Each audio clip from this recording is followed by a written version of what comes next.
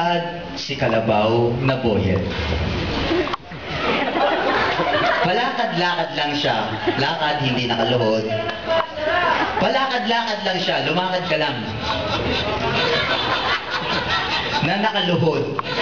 Nang matagpuan niya ang isa pang kalabaw na si Eric na kumakain ng banana loaf pero wala. Gamit ang kaliwang hinlalaki. Hinlalaki sa paa. Lalapitan niya ito at manghihingi ng pagkain. Kaya binigyan ito ni Eric ng sapa. Sinapa na parang loka-loka. Kaya nahilo ito. Nahilo siya at bumagsak si Eric. Si Eric ang bumagsak ng slow motion. Slow motion. Nasaktan si Boyet. Kaya iniyamba niya ang hawak niyang patpat kay Eric. At hinampas ito. Hinampas ito sa sarili. Aray ko, aray ko, aray ko po. Ang sabi ni Eric. Nasa ganong eksena sila nang biglang sumingit ang isang hand tractor na si Sumen. Sumingit ka. Galit na nakatingin sa dalawang kalabaw. Saka ito nagtanong, saan ba dito ang papuntang LAC? Habang nagkakamot naman si Boyet sa ulo ni Eric. Pero hindi alam ni Eric kung saan ang papuntang LAC. Kaya umiyak ng umiyak si Boyet sa kakatawa. Umiiyak ng tawa ng tawa. Nang biglang dumating ang matandang bakla na amo nila si Perry, na may hawak-hawak na lipstick. Lipstick ang hawak. Lumakad na parang lalaki. Lalaking lalaki. Nakatikwas ang dibdib. Tumitig muna kay Eric. Humawak sa pag ni Eric. At sinampal-sampal ang mukha ni Boyet. At sinulatan niya ng lipstick sa mukha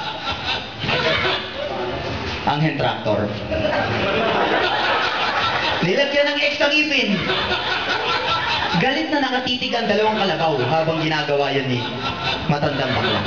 At sumigaw ang dalawang kalabaw. Tama na! Tama na! Lagi na lang yung hand tractor na yan ang binibigyan mo ng importansya.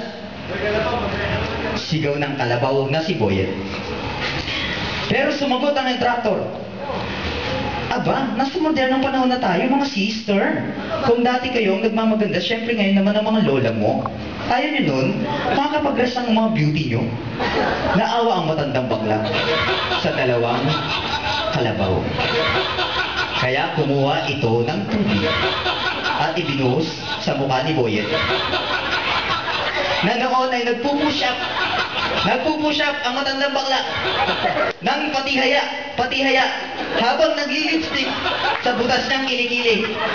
Kaya tumayo si Eric na kalabaw. Hindi ba kayo titigan? Ang gugulo nyo. Nakaka-allergic kayo. Sigaw ng hand tractor na si Sumin. Habang naka-peace sign na umiikot sa dalawang kalabaw. Ang lola niyo naman dapat ang maging tubulis ng reyna ng bukid na Etechua. Sandali ng mga lola. Wala naman dapat pag-awayan kayo eh. Ang magtulungan sa bukid ay tayo lang lahat, sabi ng matandang bakla. Nang marinig nila ito, ay lahat sila ay nagsisayaw.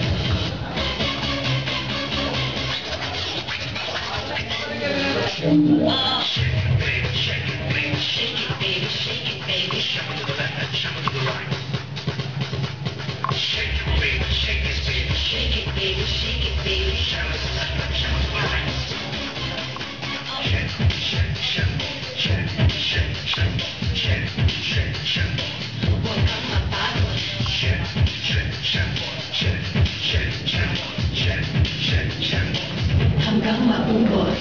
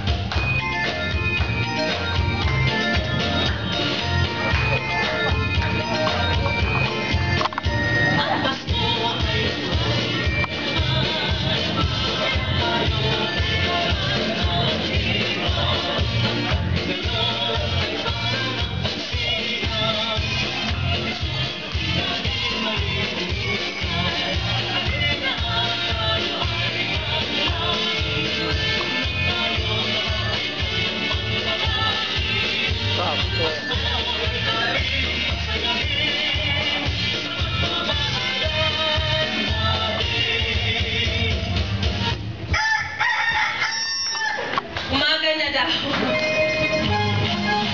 Practice pa lang pala.